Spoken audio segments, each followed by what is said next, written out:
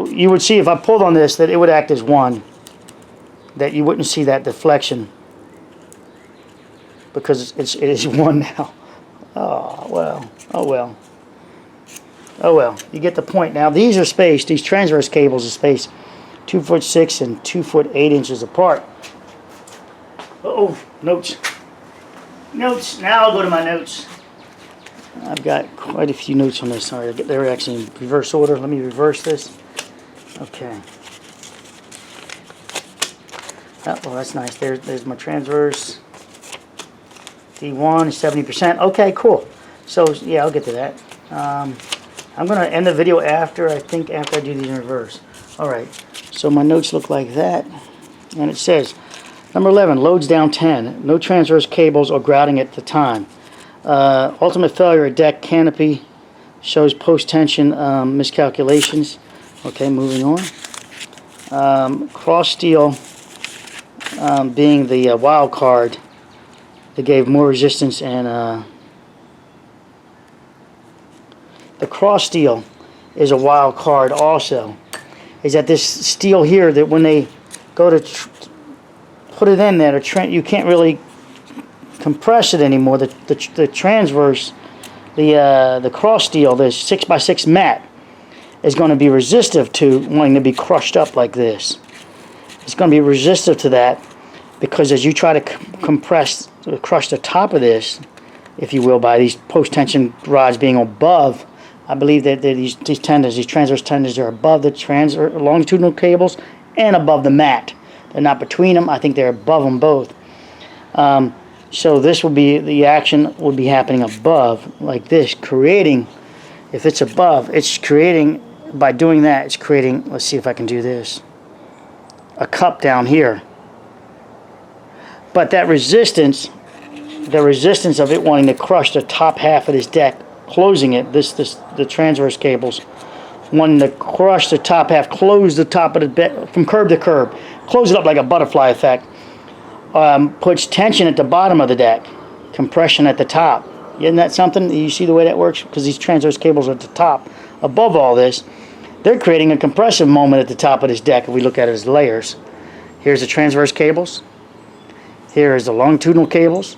Here's the mat.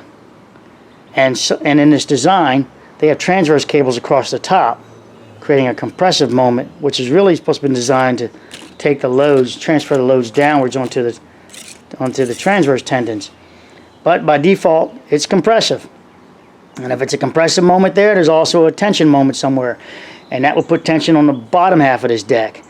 So that would be resisted by the mat, I believe, this mat here.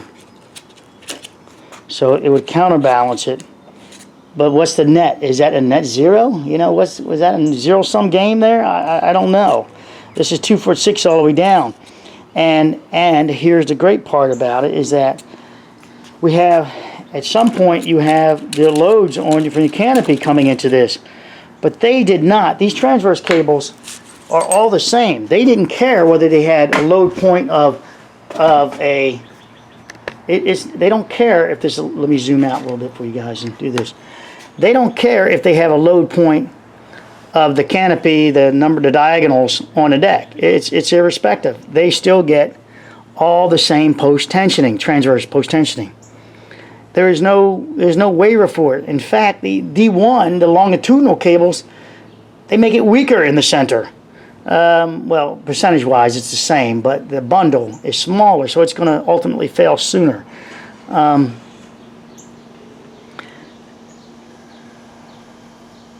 Transverse cables, main span. So they have a live end and a dead end. So one side of this, so they go out to 187. They're 30 feet 8 inches. The elongation is 2.39. They elongate it to 2.76. After they do the set, it bounces back to 2.39, which is what's that? 30, 40, 30, I don't know, my brain's 35 thousandths of an inch difference.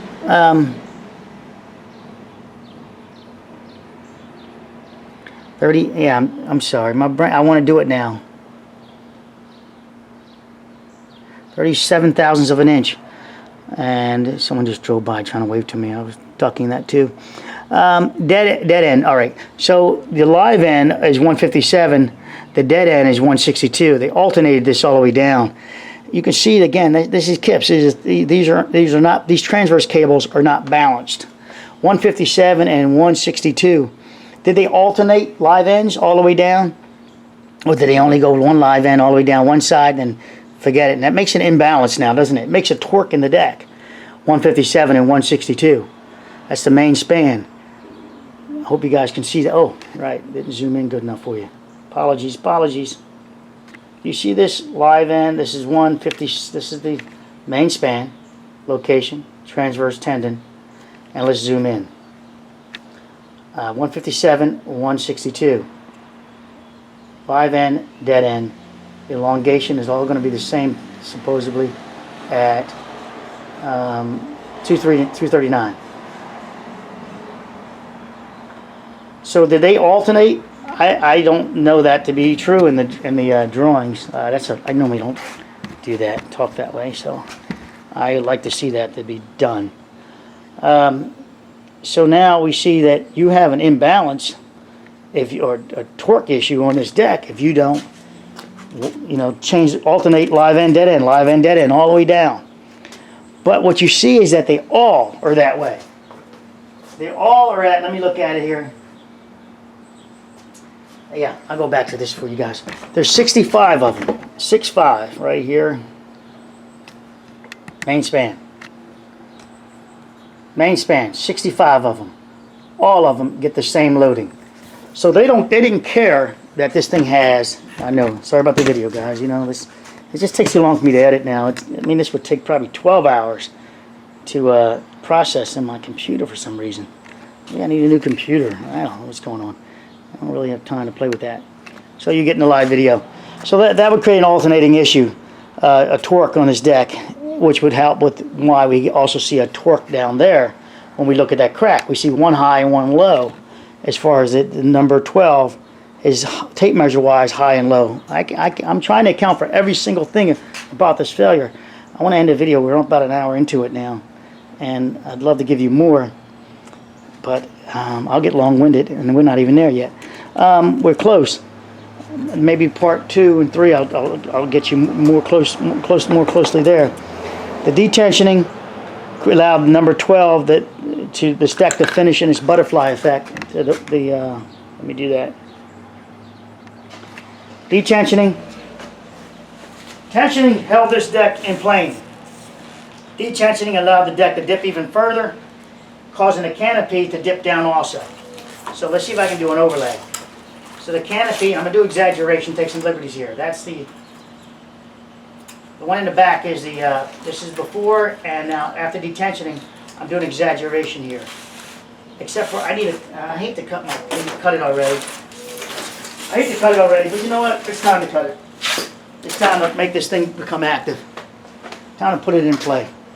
Let me see where you are. Good. Not quite there yet.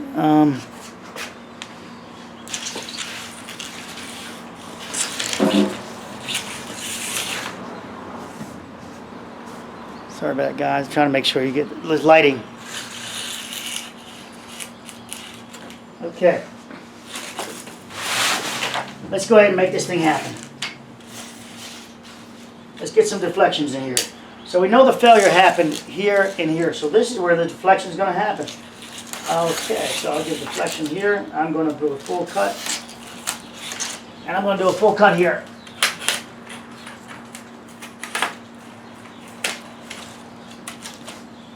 Of course, it's not full cut yet. It's just deflection. Let me show you what my intent is here. So these are nodes. I know it's terrible, right? This is not touching short of it. Is a little bit supporting on the back of the 2 screws here, but nothing that won't help me with my description. It will stop my description. So this is a node. Look what happens when I put a load here. Let me make sure you guys can see it. As I put a load here, since it's acting as one piece, this nodal area, the loads are transferred out here to the ends. That's what I want you to see these as. I want you to see those as how they transfer the loads, explaining why the bridge broke where it broke.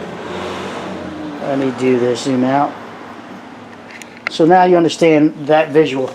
So this, the forces down here, this is, like I just showed, this would be a nodal area, and the forces are loaded more so here, trying to make their way out through these cabling, through the tendons, out to the diaphragm. Same thing here. Again, this nodal area is so perfect. This is why it's going to be, you can't really pick on these nodes because the stirrups, etc., because, well, they held up. We saw it held up. But now watch. I'm going to take some liberty and exaggerate. I'm going to have to let 11 go, and I'm going to let 11 go at the at what we know, the deck. But I have to leave in, of all things, I have to leave. I'm not going to leave that in. That's gone now. Incidentally, when the bridge failed, it took off this little bit of this guy here. We know it had already been separated at one point. So I can account for all that. But here we go.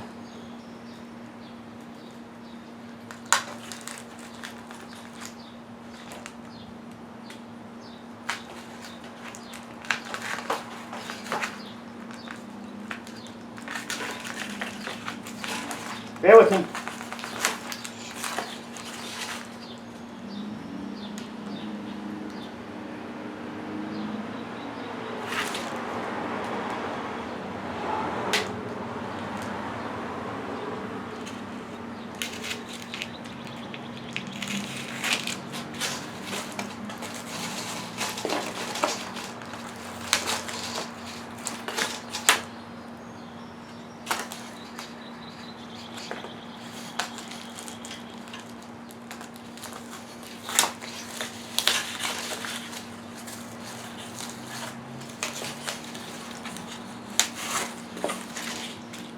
Okay. Let's go from here. Make sure you guys can see it. Yeah, sorry about that. Best without a cameraman, this is it. I'm the cameraman and everything. So we get this deflection, right? We get these loads. We get a release of number 11. The release allows the initial on the 10th allows the loads. That this is actually the load bearing, that this was holding this bottom of the deck in plane as best it could, with this being an anchor. They released the anchor. Upon releasing the anchor, this allowed this deck to deflect even more. It deflected, I'm going to exaggerate just a little bit. I'm going to exaggerate probably a lot, but let's get you the deflection. So it deflected down. Let's go ahead and do this. Look what happens when you deflect this down. Do you see what happened here? That opened and lift. Oh, okay. Alright, so let me do that. Let me zoom in. Do you see what happened there? It opened and it lifted. Oh gosh, I wish I had two cameras for you guys. Let me see if I can square up a little more. Deflection caused it to open, and this thing is recording, I hope. Great. Good. Video, sorry, I had to fix something. It opened and lift. This would give you a crack like hell. That it had a downward motion, and there's your downward motion.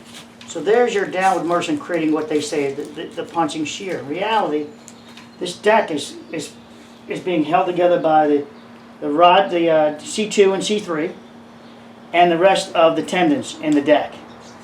That this kick like that created that failure, some failure in there. This gives you a lift up. So when we look down the bridge from the photographs, when we're looking down, and you're looking across the bridge at that tape measure he has on there, and I state in one of my videos, why is it higher here than over there? Because it's a lift off. So you got your force now, and your rotation here, this hinge effect. The front of the, I don't know if this is 2'10", 3 foot wide, I forget what this is. But part of it does a rotation like that, being held on barely. So exaggerating is being held on, exaggerating it like that, it's being held on. When they go to repost tension this, you see it's really only a clip of it going through 12. He puts forces back down here. They put forces back down here in number 11. All that did was drive forces back down 10 and create more of a right here. Down 10, all it did was create more of a bow in the deck, which caused the failure when they finished post-tensioning, or when they came to when they finished that post-tensioning.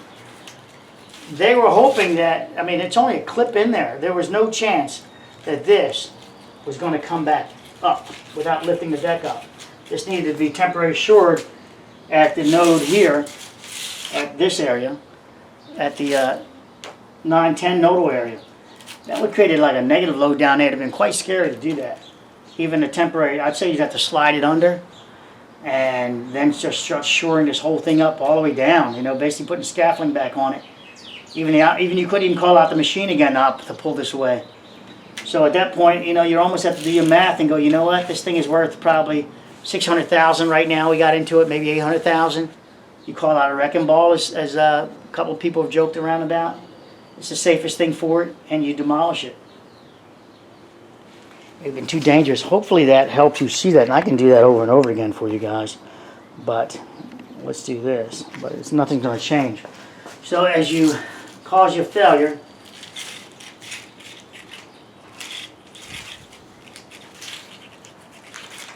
your rods are still in there.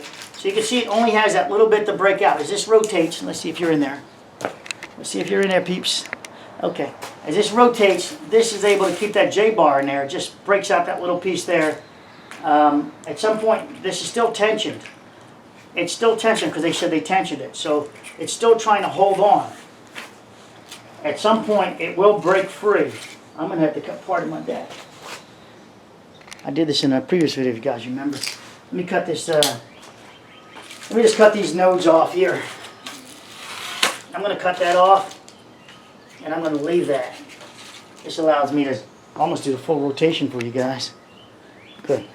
Okay, so the deck is starting to do this. Now, at some point this, you see the way this is now? This didn't exist. So that angle up here did not exist. That's when I said behind the crane in one of my videos, I think it just took a break. So I think at this point, this could no longer hold up. And she took a break like that. The tendons are still in there, holding on. And she starts rotating down. This kicks this as it's falling, at the initial falling. It does a redirect. It pushes that over. If we see that go over to the side like that, yeah, I'm making sure you can see it. Right? You can see that a little bit? Yeah. It kicks out, and then it rotates as it's then it takes a redirect and starts falling down backwards. And it kicks out because I showed you in the video, my other video, how it kicks out because of the fulcrum created by the Piero end. So this now is being pushed down towards the ground. At that point, this one I believe becomes free from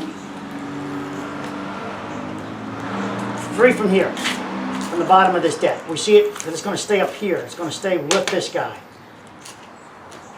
The deck gets pulled away, bumped off of the pier. Oh, I got tape on it. It gets bumped off the pier. It starts going down.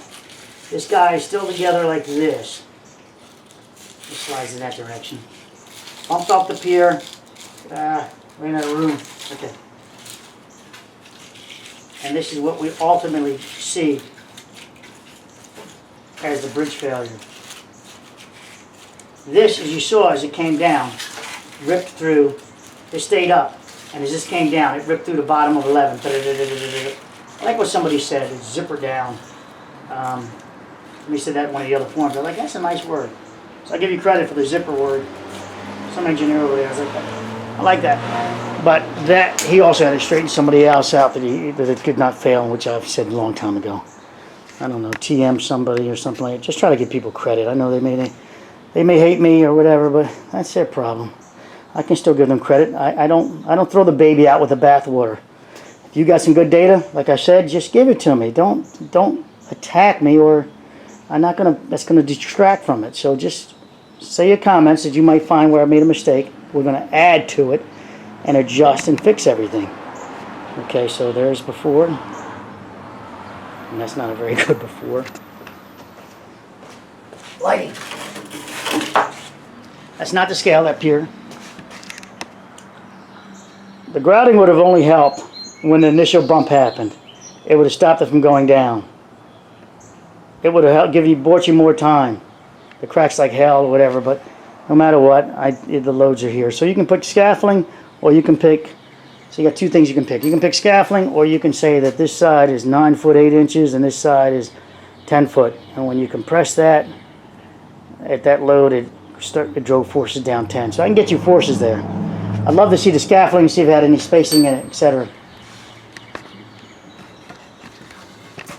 So hopefully you understand that what we did in surmising is that we talked about how all the transverse cables were the same, adding that it didn't matter where these columns are, they still left the post tension the same. So even though the columns landed wherever they landed on the structure, rest on the structure, they didn't care. It still was 260, whatever it is, kips all the way across. Hold on.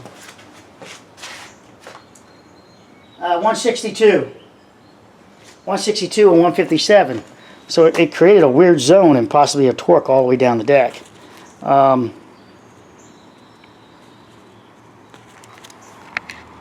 Just reading my notes here. Let me look at the live video.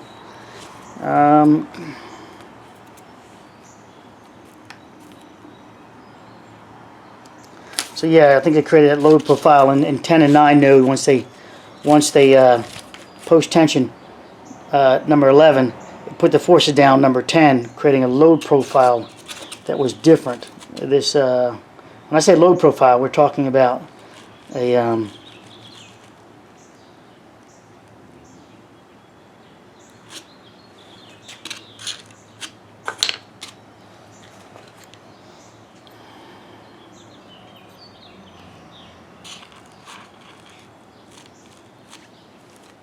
I'm moving on. I just had a brain freeze.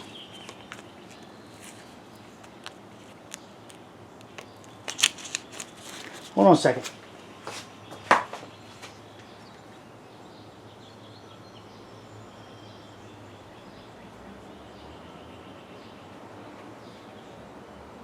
Bear with me.